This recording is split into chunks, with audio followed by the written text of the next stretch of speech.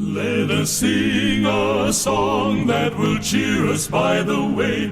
In a little while we're going home. 성도들의 교과 공부를 원합니다. 강남하늘교회 교과 방송입니다. 네, 오늘도 이렇게 시간 내주셔서 감사합니다. 네.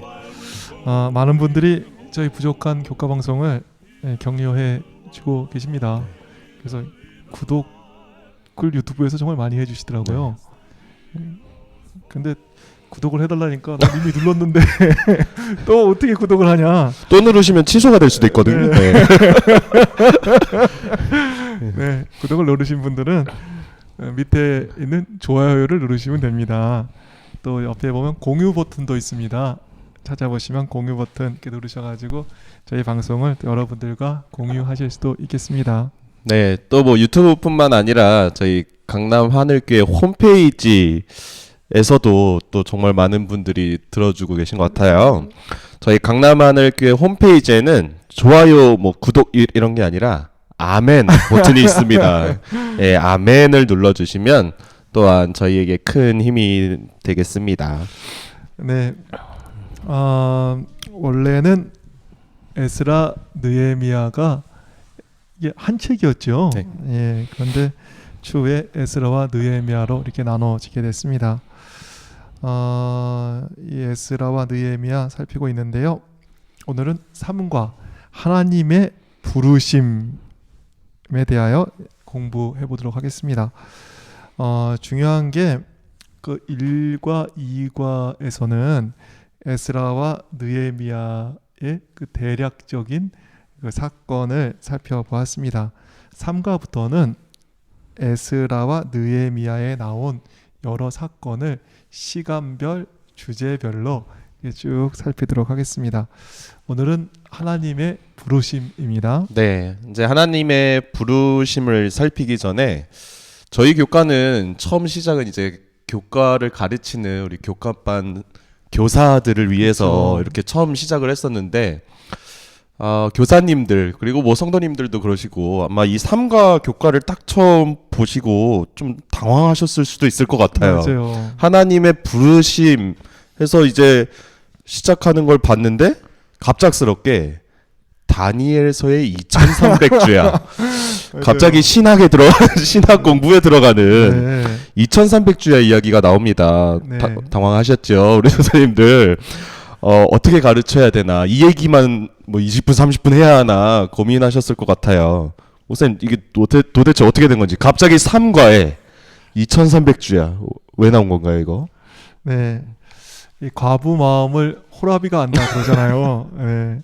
교과 방송을 찍으면서 이번 교과의 그 저자의 마음이 좀 이해되는 게 있습니다.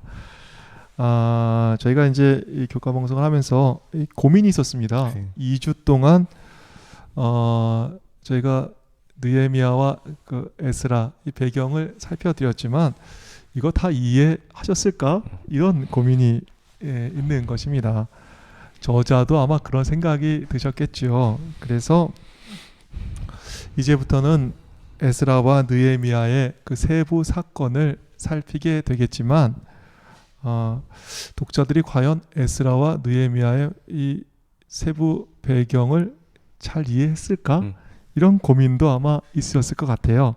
그래서 2300주야의 문제를 꺼내므로 독자들이 다시 한번 에스라와 느헤미야의 배경을 이해할 수 있도록 이렇게 배려해 주신 것이라고 저는 생각하고 있습니다. 네, 목사님의 분석이신 거죠?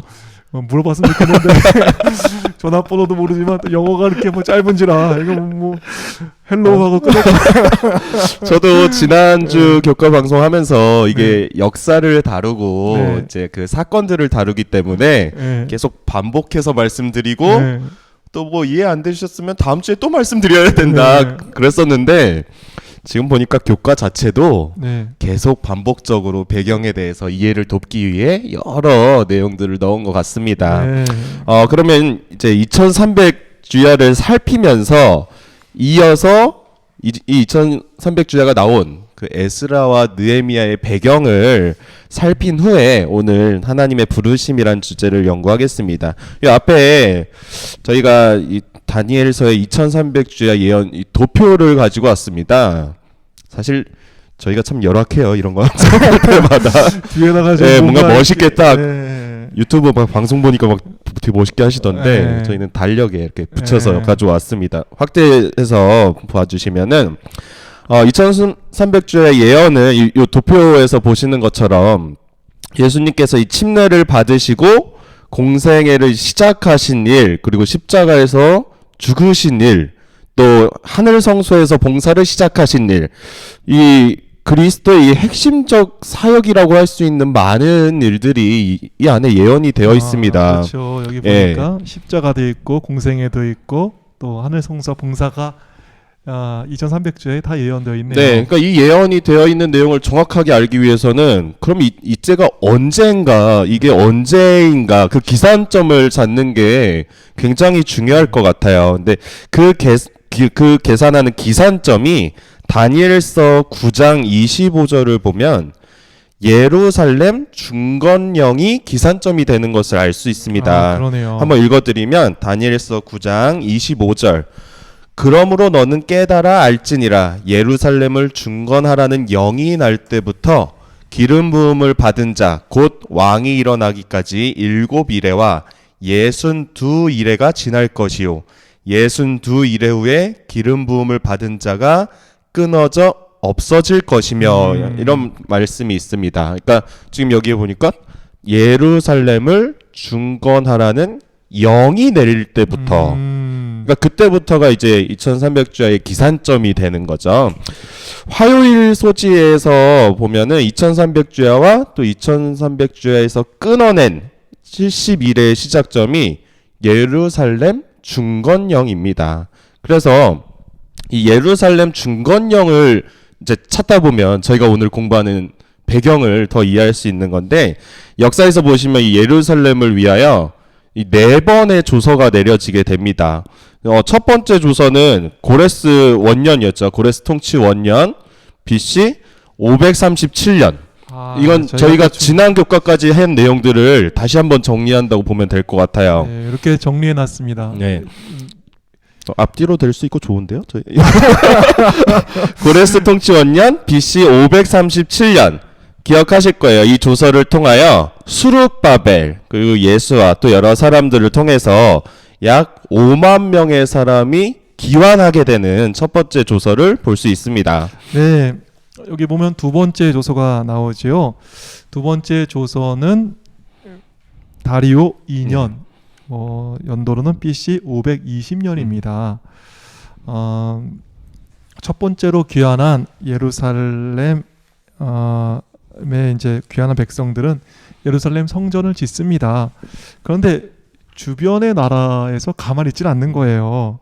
너무 방해를 많이 하는 것입니다. 그래서 17년 정도를 이 성전이 짓다가 그냥 방치되게 되었습니다.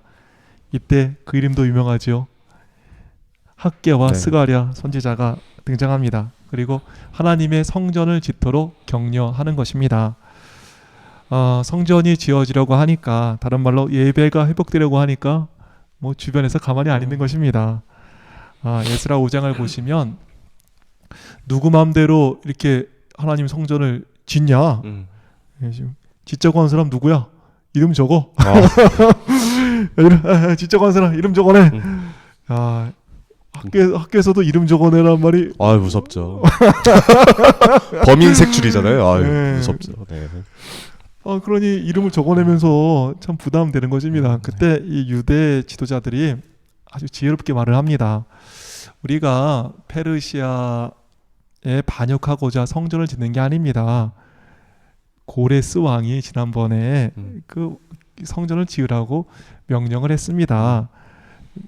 그 고레스 왕의 명령을 따라서 성전을 짓는 것이에요. 이렇게 얘기를 했습니다. 그러니 주변의 방해 세력이 그 맞아 진짜? 우리가 확인해 본다. 그래가지고 페르시아에 정말 그런 조서가 내렸습니까? 하고 다리오에게 문의를 하게 됩니다. 그때 다리오 왕이 찾아보니까 고레스 왕이 그런 정말 조서를 내린 것입니다. 그래서 고레스 왕이 그런 조서를 내렸어. 이것을 확인한 다음에 그 확인 조서를 다리오 2년에 그 BC 520년에 그런 조서가 내렸어. 그러니까 계속해서 성전을 져. 이런 조서가 내리게 된 것입니다. 그래서 학개와 스가랴와의 격려 또 다리오의 조서 덕분에 17년 동안 방치되었던 예루살렘 성전을 4년 만에 완공하게 되는 것입니다. 네. 저는 4번의 조서 중에 지금 2번째 조서까지 했습니다. 3번째 다음 아닥사스다 7년 연도로는 BC 457년입니다. 이때 성전 미화 그리고 지난주에 살폈던 이 예루살렘의 자치권을 부여하는 조서가 내리게 됩니다. 이 조서가 내림으로써 뭐 관리를 세우고 또 재판도 할 수 있게 되고 저희가 말씀드린 포로가 되기 이전처럼 그 예루살렘 성읍을 회복하는 자치권을 회복하게 되는 일을 볼 수 있습니다. 성읍과 또 자치권을 회복하는 그러한 영이 내렸네요. 이 아닥사스다 7년에 내린 조서를 통해서 예전처럼 자치권을 회복했다. 이것을 기억하시면 이후 나오는 질문에 도움이 되지 않을까 싶습니다. 2300주의 기산점을 잡는 데 도움이 되겠네요. 자, 이 조서를 통해서 에스라가 약 5,000명의 사람들과 귀환하게 되고 예루살렘 성읍을 회복하게 되었습니다. 이 자치권을 회복하고 에스라 4장 12절을 보시면은 예루살렘 성전을 넘어서 성읍을 회복한다. 성읍을 회복한다라는 말이 있습니다. 성경 읽어드리면 왕에게 아뢰나이다. 당신에게서 우리에게로 올라온 유다 사람들이 예루살렘에 이르러 이 폐역하고 악한 성읍을 건축하는데 이미 그 기초를 수축하고 성곽을 건축하오니. 그러니까 이 예루살렘의 성읍 공사를 하는데 이때 뭐 상황상 왕의 허락 없이는 그렇게 막 할 수 있지 않았겠죠. 불가능했을 거예요. 그래서 이 아닥사스다 7년에 내린 조서에는 자치권과 더불어 예루살렘의 성읍을 회복하는 영이 내렸음을 저희가 예상할 수 있습니다. 제가 회복이라는 말씀을 많이 드렸죠. 예, 좋은 힌트가 될 것 같습니다. 네, 3번의 조서가 내려지고 수룹바벨과 예수와 학개와 스가랴 또 에스라가 최선을 다했음에도 불구하고 주변의 방해로 성곽은 다시 무너지고 또 성문은 불타게 되었습니다. 이에 아닥사스다 왕의 술 맡은 관원이었던 느헤미야가 예루살렘 성의 안타까운 소식을 듣고 막 울게 되죠. 그리고 금식하며 기도한 끝에 왕에게 이 문제를 아랠 기회를 얻게 되었고 예루살렘 총독으로 파견을 받게 됩니다. 이때 느헤미야는 아닥사스다 왕의 조서까지 받게 되는데 예루살렘 성곽의 보수를 허락받게 되는 것입니다. 예루살렘 성곽 기억하시면 좋을 것 같아요. 그래서 아닥사스다 20년에 내린 이 조서를 통해서 예루살렘에 온 느헤미야는 52일 만에 무너진 예루살렘 성곽을 다시 재건하게 되는 것입니다. 제가 신학과 시절에 이게 진짜 안 외워지는 거예요, 이 조서가. 그래서 정말 어떻게 이거 잘 외울까 고민을 했는데 할머니랑 고도리 치던 생각이 나는 거예요. 근데 고도리 이렇게 치다 보면 3.2문 나지 않습니까? 네. 뭐 이게 모르시는 우리 재림 성도도 많으시겠지만 3.2문 이게 납니다. 그러면 고민을 하게 돼요. 이게 고를 해야 되나 스톱을 해야 되나. 그래서 고스톱이죠. 그런데 누군가 그러시더라고요. 고를 할까 스톱을 할까 고민할 때 남자는 고다. 남자는 고다. 뭐라고요? 남자는 고다. 조서를 내는 왕의 이름을 보십시오. 누구죠? 여기 보면 여기 고레스, 다리오, 아닥사스다, 고다더라고. 고다. 제가 이 앞자를 이 왕들의 앞자를 따서 고다 이렇게 고도리와 연결해서 외우고 난 다음에는 제가 잊어버리질 않고 있습니다. 좀 헷갈리십니까? 고다 이렇게 기억하시고 외우셨으면 좋겠습니다. 고레스 원년, 다리오 2년, 아닥사스다 7년, 아닥사스다 20년 사람과 이게 또 사건을 조서와 더불어 연관시켜 놓으시면 성경 박사란 얘기를 들으시겠습니다. 그래서 고레스 원년의 조서 누구죠? 수르바벨과 예스아. 그 다음에 다리오 2년의 조서 누구죠? 학개와 스가랴. 그래서 성전이 건축되죠. 예루살렘. 그 다음에 아닥사스다 7년 누구죠? 에스라. 예루살렘 성읍이 회복되죠. 그 다음에 아닥사스다 20년 누구입니까? 느헤미야. 예루살렘 성곽이 회복되는 것입니다. 그럼 중요한 게 있습니다. 이 4번에 걸친 조서 중에 예루살렘 중건령은 어느 건가요 도대체? 네, 저희가 조서에 대한 설명을 많이 해서 좀 왜 이걸 하고 있었는지를 깜빡하셨을 것 같아요. 2300주야의 시작점, 우리 기산점이 되는 중건령, 예루살렘 중건령은 그럼 언제인가? 저희 다른 달력을 이제 이용해서 바꿔보겠습니다. 예루살렘을 중건하라는 영에서 중건령에서 이 중건이라는 말을 살펴보면 히브리 말로 옆에 있죠. 바나 슈브. 히브리 말로는 바나 슈브라고 합니다. 이 바나는 세우다, 뭐 짓다 이런 뜻이고 슈브에 집중을 해봐야 되는데 슈브는 돌이키다, 회복하다라는 의미가 있다고 해요. 그러니까 예루살렘 중건이라는 의미는 본래의 상태로 회복하다라는 의미가 있다는 것이죠. 예루살렘 성전을 회복하고 자치권, 뭐 행정, 사법권 회복한 조서 기억하실까요? 제가 아까 회복이란 말을 굉장히 많이 할 때가 있었습니다. 첫 번째는 수르바벨과 예수아가 고레스의 조서를 통해서 성전을 건축하는 조서였습니다.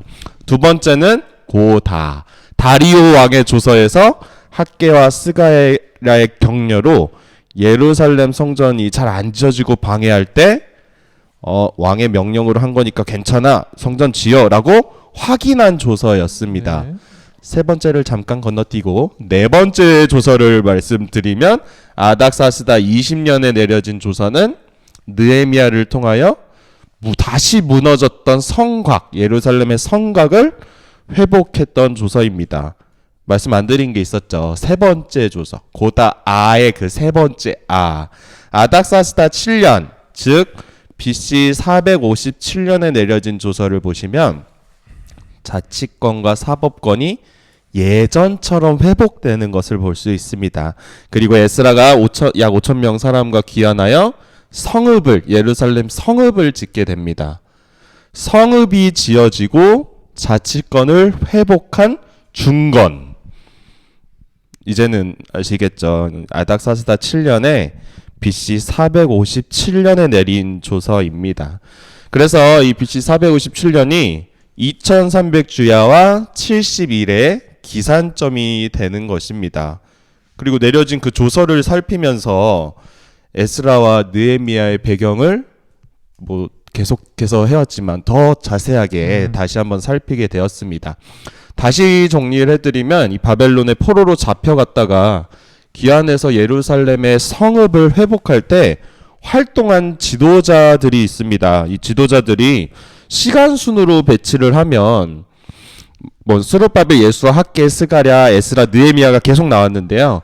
고레스 원년에 스룹바벨과 예수아가 5만 명의 사람과 함께 예루살렘으로 귀환하게 되고, 두 번째로 예루살렘에 도착했으나 성전을 건축하려 하는데 방해가 너무 심해서 16년 동안 그대로 방치되어 있을 때 학개와 스가랴 선지자가 성전 건축을 격려하게 됩니다. 근데 뭐 이거 한 사람 이름 적어 뭐 이런 일이 일어나니까 위기의 순간에 이 다리오 왕의 조서를 통해서 합법적으로 이거 확실한 거니까 냅둬라, 성전 건축하게 해라 해서 성전을 건축하게 되었습니다. 그리고 한참 지나서 아닥사스다 7년 BC 457년에 내려진 조서를 통해서 에스라가 귀환하게 되고 예루살렘 성읍을 예전처럼 회복하게 됩니다. 그런데 다시 성문이 무너지고 뭐 성곽이 불타고 이런 일이 벌어졌을 때 아닥사스다 20년 내려진 조서를 통하여 느헤미야가 예루살렘 총독으로 귀환하게 되고 52일 만에 무너진 예루살렘의 성곽을 재건하게 됩니다. 저희가 계속 반복적으로 네. 배경을 살펴드리는 것 같아요. 오늘은 2300주야의 기산점 연구를 통하여 포로 시대 이후 페르시아 왕들의 조서와 또 포로의 귀환, 성전 건축, 성읍 재건, 또 성곽 재건에 대해서 한번 살펴봤습니다. 이제 한 주제가 더 남았네요. 하나님의 부르심이네요. 네. 사실은 정리하고 끝내야 될 것 같은데 이제 시작을 네. 해서 조금 빠르게 진행을 해보겠습니다. 성도들과 함께하는 교과 방송 오늘 3과 네. 하나님의 부르심입니다. 일요일 소지를 보시면 네. 에스라 느헤미야가 어떻게 불려지게 되었는지가 나옵니다. 에스라 네. 7장 10절. 에스라가 여호와의 율법을 연구하여 준행하며 율례와 규례를 이스라엘에게 가르치기로 결심하였더라. 네. 여기서 결심했다라는 말은 히브리어로 쿤이라고 해요. 이 쿤이라는 말의 뜻을 알면 조금 더 이해가 쉬울 텐데 이 말은 준비되다, 정하다, 뭐 의지를 다지다, 뭐 확고하게 세우다, 뭐 이런 말로 번역이 될 수 있다고 합니다. 그러니까 아닥사스다의 조서를 통하여 예루살렘에 도착한 에스라는 하나님의 말씀을 가르치기로 결심했고, 그러니까 13년 동안 예루살렘에서 하나님의 말씀을 가르쳤습니다. 근데 교과에 어떤 말씀이 있냐면 이 교과의 말씀을 읽어보면 그 13년 동안 뭐 많이 변화가 되지 않은 것 같아요. 어떤 변화도 좀 일으키지 못하는 것처럼 보였을지도 모르겠습니다. 백성의 변화는 더디고 어렵게 지어 가던 성곽이 다시 무너져 버렸습니다.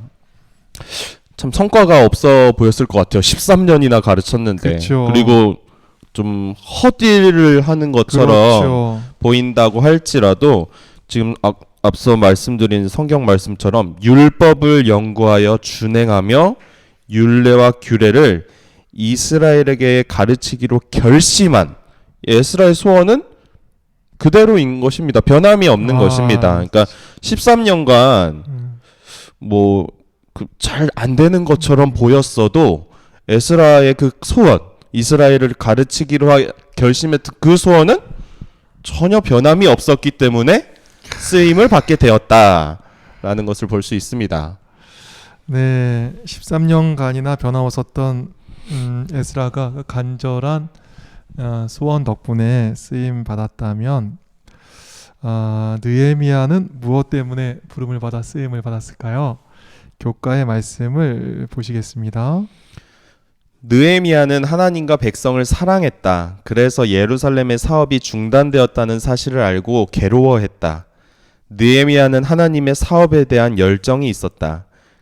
그래서 에스라처럼 그 일을 자원했다. 그리고 하나님은 그들의 기도와 소망에 응답하셨다. 여기 보니까 느헤미야는 성곽이 무너지고 불탔다는 소식을 듣고 백성을 돕고 싶어하는 간절한 마음을 갖게 되었습니다.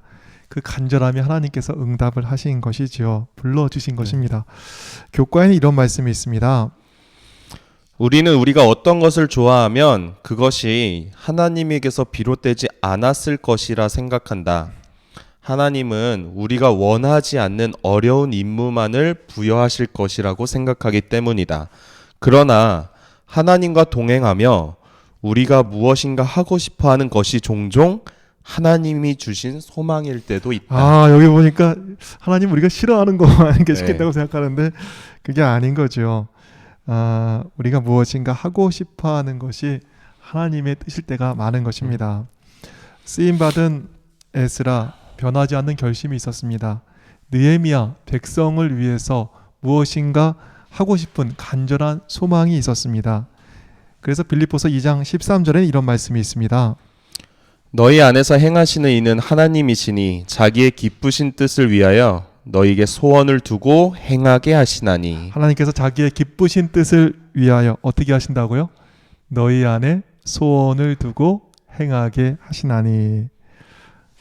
간절하게 소원하는 것이 있습니까? 그거 하시면 되는 것입니다. 보통 기도하다 보면 이렇게 흐지부지 되는 기도가 있잖아요. 뭐 달라 하다 보면 또 얼마 하다 보면 또 흐지부지 되는 경우가 많이 있습니다. 그런데 몇 년을 기도해도 여전히 간절한 소원이 있는 것입니다. 그 간절한 소원이 있다면 그거 하시면 되겠습니다. 저는 이게 청년들한테 일 좀 해보라 이렇게 얘기를 해요. 그러면 이 청년들이 그러더라고요. 하나님 뜻 좀 물어보고요. 뭐 이렇게 한 달 뒤에 물어도 아직 하나님의 뜻을 묻는 중이래요. 1년 뒤에 물어도 아직 묻고 있다는 거예요. 10년 뒤에 뭐 하나님 일 좀 해라 그래도 계속 묻고 있어요. 그러다 이렇게 젊은 시절 다 가는 것입니다. 묻다가 젊은 시절이 다 가는 거예요. 정말 소망합니다. 하나님을 위해서, 교회를 위해서 혹 간절한 소원이 있으십니까? 시간이 지나도 오히려 더 이렇게 정말 애절해지는 소원이 있으십니까? 자꾸만 묻지 마시고 그 간절한 소원 여러분 이루시기 위해서 뭔가를 하셨으면 좋겠습니다. 제가 이렇게 목회 나올 때 목회 소명서를 쓰라 그러더라고요. 소명이 뭐냐면 부를 소자잖아요. 그래서 하나님께 불려졌냐 이거를 이제 쓰라는 거예요. 제가 하나님께 너 목회해 이렇게 음성을 들었으면 좋겠는데 정말 그게 안 들려주는 거예요. 사도 바울처럼 예수 그리스도의 종 나 바울은 뭐 사도로 부르심을 받아 이렇게 얘기한 것처럼 정말 부르심을 받았으면 얼마나 좋겠습니까? 예수님의 제자들처럼 나를 따라오라 이런 말씀을 들었으면 얼마나 좋았겠어요. 그런데 제가 나를 따르라 이런 말씀을 못 들었습니다. 그럼 거의 20년 전에 주의 음성을 못 듣고 어떻게 제가 목회를 결정하게 되었을까요? 제가 이렇게 돌아보면 저에게 그 에스라와 같은 마음이 좀 있었던 것 같아요. 다른 무엇으로는 채울 수 없는 그 간절한 갈급이 있었는데요. 이 말씀에 대한 갈급이 있었습니다. 말씀을 가리키려 결심한 에스라처럼 이 목회를 하면 이 말씀과 친해지고 말씀을 더 많이 볼 수 있을 것 같아서 제가 이 에스라처럼 목회를 결심했습니다. 그리고 이렇게 돌아보면 그 느헤미야와 같은 마음도 있었던 것 같아요. 이렇게 안식일 지키면서 성도들의 삶이 너무 불쌍한 거예요. 이게 안식일 지키면서 사는 성도들이 얼마나 힘들게 사는지. 그래서 느헤미야처럼 그 안식일 지키는 성도들의 삶을 좀 너무나 돕고 싶었던 마음이 있었습니다. 더불어서 교인들도 불쌍하지만 세상 사람들은 더 불쌍한 거예요. 정말 세상에서 죽어라 하고 고생하고 오히려 또 영원한 멸망을 받는 그러한 운명을 보면서 세상 사람들 너무나 돕고 싶은 마음이 있었습니다. 성도를 돕고 또 우리 세상 사람들 구원하는 것을 돕고 또 말씀을 이렇게 잘 가르치고 싶은 마음, 그거와 더불어 정말 간절한 소원이 하나 있었는데 이 교회를 좀 돕고 싶었습니다. 그때 제가 이렇게 그 목회에 먼저 나간 친구들을 방문해 보니까 너무 안타까운 거예요. 화요일 저녁, 금요일 저녁에 갔는데 예배가 안 드려지는 교회가 되게 많더라고요. 또 많은 교회는 뭐 30명도 안 되고 어떤 데는 50명 밑이 대부분이라는 얘기를 듣고 제가 아주 절망했습니다. 뭐 주위에 좀 크다는 교회도 뭐 100명이 다 안 된다는 거예요. 얼마나 안타깝던지. 그래서 정말 이 어려운 교회를 돕고 싶다 이런 마음이 좀 강하게 좀 들었고 그래서 목회를 결심하게 되었습니다.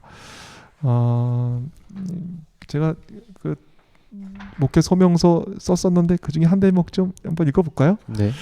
올 여름은 시간을 내서 친구들을 두루 찾아다니며 친구들을 만날 기회가 있었습니다. 원주서 출발해서 서울로, 제주도로, 전라도로 해서 다시 강원도 여기저기를 다녀보았습니다. 그런데 어떻게 된 일입니까? 우리 남은교회, 진리교회의 현실이 이렇게 어려운 줄은 몰랐습니다. 화요일, 금요일 저녁 예배에 한 사람도 나오지 않는 교회가 있었습니다. 많은 교회가 30명 안쪽의 교회인 것입니다. 교인 전체를 합치어 50명이 될까 말까한 교회가 대부분인 것입니다. 물론 친구들이 목회 천연병이라 작은 교회를 맡아줄 수 있습니다. 그러나 그 주위의 교회들 대부분의 형편도 비슷하다는 얘기를 듣고 저는 절망했습니다. 진리교회, 마지막 남은 교회의 어려운 형편을 듣고 가만히 있을 수는 없었습니다. 정말이지 교회를 돕고 싶습니다. 그러나 저의 부족함이 오히려 교회의 보탬이 되기는커녕 짐이 될까 하는 걱정 때문에 망설이기도 했습니다. 그러나 우리나라가 어려울 때 어찌 군인들만 싸웠습니까? 적군을 물리치는 데는 제대로 준비된 군인이 나가 싸우면 분명 좋을 것입니다. 그러나 진정 어려울 때 밭에서 일하는 농부도 나가면 힘이 되는 것 아니겠습니까? 학생도 하다못해 댕기맨 여학생도 나가 만세를 불렀을 때 그것이 쓰러져가는 나라에게는 큰 힘이 되었던 것입니다. 안식일 교회의 불쌍한 믿음의 형제들, 고단한 이웃들, 그리고 어려운 교회, 주님은 저를 이들의 어려운 형편을 통해 목회로 부르셨습니다. 돕고 싶습니다. 제가 좋아하는 바울 사도는 내게 능력 주시는 자리에서 내가 모든 것을 할 수 있느냐라고 하셨습니다. 그러나 그분은 그 뒷절에서 다음과 같은 말씀을 하십니다. 그러나 너희가 나의 괴로움에 함께 참여하였으니 잘하였도다. 모든 것을 할 수 있었던 사도 바울은 환경을 위하여 살지 않았습니다. 어려운 형제들과 어려운 교회와 아픔을 같이 하며 살았습니다.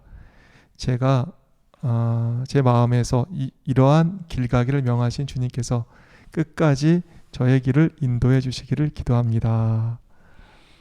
제가 나를 따라오라 이런 말씀을 듣지 못한 제가 성도를 돕고 이웃을 돕고 또 교회를 돕고 싶은 마음에 목회를 시작했습니다. 그리고 20년의 세월이 다 지나가는데 말씀에 대한 갈급과 또 성도와 이웃과 교회에 대한 돕고 싶어하는 마음은 더 간절해지는 것입니다. 나를 따라오라 이런 말도 못 듣고 제가 목회를 시작했습니다. 그런데 제가 오늘 교과의 말씀이 정말 힘이 됩니다. 한번 읽어주실까요? 우리는 우리가 어떤 것을 좋아하면 그것이 하나님에게서 비롯되지 않았을 것이라고 생각한다. 하나님은 우리가 원하지 않는 어려운 임무만을 부여하실 것이라고 생각하기 때문이다. 그러나 하나님과 동행하며 우리가 무엇인가 하고 싶어 하는 것이 종종 하나님이 주신 소망일 때도 있다.